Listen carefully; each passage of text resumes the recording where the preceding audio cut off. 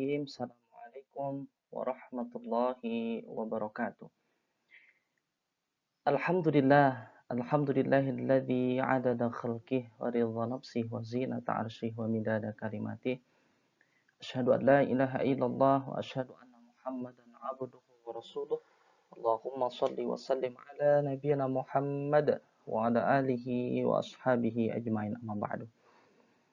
Teman-teman yang dirahmati Allah Subhanahu wa taala, santriwan dan santriwati pesantren mahasiswa Ahmad Dahlan Universitas Ahmad Dahlan yang dirahmati Allah Subhanahu wa taala.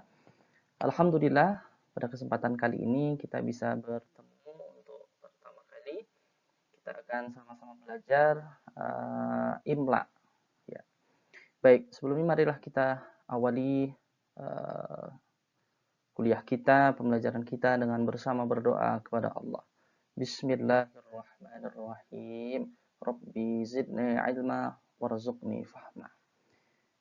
Kemudian teman-teman dirahmati Allah Subhanahu wa taala, saya juga berdoa semoga Allah tanamkan, kuatkan hati kita, kuatkan tekad kita untuk semangat menuntut ilmu demi meraih ridho dari Allah Subhanahu wa taala. Baik teman-teman dirahmati Allah Subhanahu wa taala, santriwan dan santriwati Persada, hari ini kita akan bersama memulai materi Imla. Baik, mungkin timbul pertanyaan di benak teman-teman, sebenarnya Imla itu apa?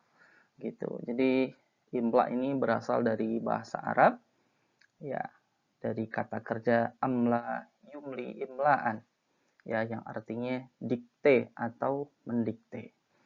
Sebagaimana dalam sebuah kalimat, ya, kata amla ini bisa digunakan amlal muallim ala tullabihi madatat darsi, ya, seorang guru mendiktekan materi pelajaran kepada murid-muridnya. Ya, sebagaimana kata ini juga tercantum dalam Al-Qur'an surat Al-Furqan ayat ke-5, ya. Wa qalu asatirul awwalina tatabaha fahiyatumla alaihi bukrata wa asila. Dan mereka berkata, dongengan-dongengan orang-orang dahulu dimintanya supaya dituliskan, ya. Maka dibacakanlah dengan itu kepadanya setiap pagi dan petang. Teman-teman dirahmati Allah Subhanahu wa taala, jadi materi Imla adalah materi bagaimana belajar menulis bahasa Arab tanpa melihat teks, ya, atau kalau dalam bahasa Indonesia ya dikte, ya, di mana guru membacakan atau mendiktekan teks bahasa Arabnya, kemudian murid menulisnya secara mandiri di atas kertas. Teman-teman dirahmati Allah Subhanahu wa taala, kemudian apa urgensi dari Imla ini? Materi ini tentunya sangat penting bagi mereka yang belajar bahasa Arab. Fi man yata'allam lughah al-arabiyyah. Selain melatih keterampilan dalam menulis, bahwa materi Imla ini juga melatih ingatan, ya, kemudian menuangkannya dalam sebuah tulisan. Teman-teman dirahmati Allah, kemudian apa instrumen dalam belajar Imla ini? Paling tidak ada 3 macam instrumen. Yang pertama adalah mata, yang digunakan untuk melihat bagaimana seorang guru melafadzkan kalimat-kalimat dalam bahasa Arab atau huruf-huruf dalam bahasa Arab, kemudian meminta muridnya agar menulisnya. Yang kedua adalah telinga. Telinga ini untuk mengenali bagaimana bunyi huruf-huruf yang dilafadzkan oleh seorang guru. Kemudian yang terakhir adalah tangan untuk menuliskan apa yang sudah dilihat dan juga apa yang sudah didengarnya. Jadi ada 3 instrumen dalam belajar Imla, ada mata, ada telinga, ada tangan. Gitu. Baik, teman-teman dirahmati Allah Subhanahu wa taala, secara teoritis bahwa belajar Imla ini meliputi beberapa hal. Ya, yang pertama adalah bahwa seorang pelajar atau thalib, orang yang mau belajar menulis bahasa Arab atau Imla, yang pertama dia harus menguasai, ya, dia harus hafal, harus bisa menulis huruf-huruf hijaiyah. Yang mana kita kenal ada 28 huruf hijaiyah.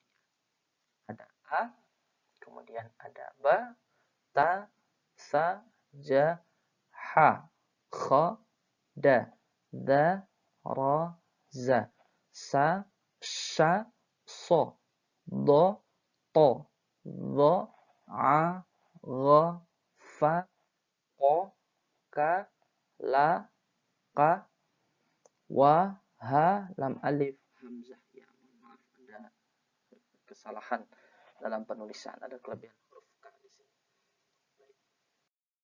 Selanjutnya, yang penting untuk kemudian diperhatikan ya bahwa menulis Arab ini dimulai dari sebelah kanan. Dari sebelah kanan. Kalau dalam bahasa Indonesia kita menulis dari sebelah kiri, maka dalam bahasa Arab kita menulisnya dari sebelah kanan kemudian ke kiri. Ya, A, Ba, Ta, Sa dan seterusnya. Nah, kemudian yang kedua, semua huruf dalam bahasa Arab adalah konsonan. Artinya huruf-huruf tersebut tidak akan ada bunyinya ya kecuali diberi tanda. Ya, diberi tanda paja atau dalam bahasa Arab disebut dengan harokat. Kalau bahasa Indonesia kita mengenal ada huruf konsonan, ada huruf vokal. Huruf vokal terdiri dari 5. A, I, U, E, O. Nah, sementara dalam bahasa Arab semua huruf ya sifatnya konsonan yang tidak akan mempunyai bunyi apa-apa kecuali diberi tanda atau kita kenal dengan harokat. Baik, teman dirahmati Allah Subhanahu wa taala. Kemudian harokat itu dalam bahasa Arab ada 3 macam. Ya, ada 3 macam. Ada harokat biasa, ada tanwin, kemudian ada harokat sukun. Yang pertama, harokat biasa. Ya, fathah, ya, garis di atas huruf. Ya, kasroh, garis di bawah huruf, dan domah, tanda di atas huruf. Sebagaimana teman-teman nanti bisa lihat pada materi yang akan saya berikan. Sebagai contoh, ya, alif fathah A, ya, ba fathah ba, ta fathah ta, da alif kasroh I, ba kasroh bi, ta kasroh ti, ya. Kemudian alif domah U, ba domah bu, ta domah tu, ya, sa domah su, ja domah ju, dan seterusnya. Kemudian yang kedua, Allah Subhanahu wa taala ada harokat tanwin namanya. Fathah tanwin, tanda 2 garis di atas, kemudian kasroh tanwin, tanda 2 garis di bawah, dan domah tanwin, tanda di atas huruf sebagaimana bisa teman-teman lihat. Baik. Sebagai contoh, alif fathah tanwin an, ya, ba fathah tanwin ban, ta fathah tanwin tan. Kemudian alif kasroh tanwin in, ba kasroh tanwin bin, ta kasroh tanwin bin. Kemudian domah alif domah tanwin un, ba domah tanwin bun, ta domah tanwin tun, dan seterusnya. Nah, saya harap teman-teman bisa memahami ini dan saya husnudzon bahwa teman-teman sudah mengenali, sudah hafal bahkan huruf-huruf hijaiyah dan termasuk mengenali harokat-harokat dalam huruf hijaiyah. Kemudian yang terakhir adalah harokat sukun yang kita ingat bahwa harokat ini tandanya adalah bulat di atas huruf. Harokat ini tanda bahwa sebuah huruf pada posisi mati. Jadi ketika ada huruf yang harokatnya sukun, bulat di atasnya, menandakan bahwa huruf tersebut mati. Yang mana matinya huruf tersebut berfungsi untuk mengubah bunyi. Ya, memberikan implikasi mengubah bunyi huruf sebelumnya yang menyesuaikan huruf mati tersebut. Ya, sebagai contoh, alif bertemu dengan ba, ya, alif fathah bertemu dengan ya berbunyi ab. Kemudian ba fathah bertemu dengan ha berbunyi bah. Ya. Alif bertemu jim berbunyi aj. Alif bertemu ro berbunyi ar. Ya. Ba bertemu to berbunyi bato. Ya. Ba bertemu kaf berbunyi bak. Alif bertemu huruf kaf mati berbunyi ak. Ya. alif bertemu huruf ya mati berbunyi ai, alif bertemu lam mati berbunyi al, dan seterusnya. Baik, teman-teman dirahmati Allah Subhanahu wa taala.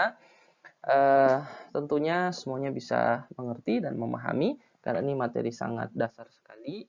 Jikapun ternyata teman-teman belum menghafal, belum menguasai, belum bisa menuliskan tanpa melihat teks huruf hijaiyah tersebut, maka silahkan teman-teman berlatih melihat terlebih dahulu, menghafalkannya huruf-huruf hijaiyah yang 28 tersebut.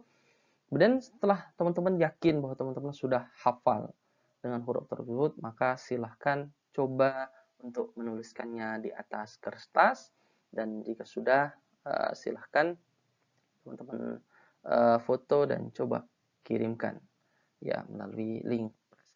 Baik, teman-teman santriwan santriwati yang dirahmati Allah Subhanahu wa taala, ya kita berdoa kepada Allah, semoga Allah tanamkan tekad kuat dalam hati kita, azam, sehingga kita terus bersemangat untuk mempelajari bahasa Arab, ya terutama adalah imla, yang ini bagian dari mempelajari ilmu dari Al-Qur'anul Karim. Barakallahu lakum fi hayatikum wa fi ta'allumina. Wa akhiran aqulu lakum assalamualaikum warahmatullahi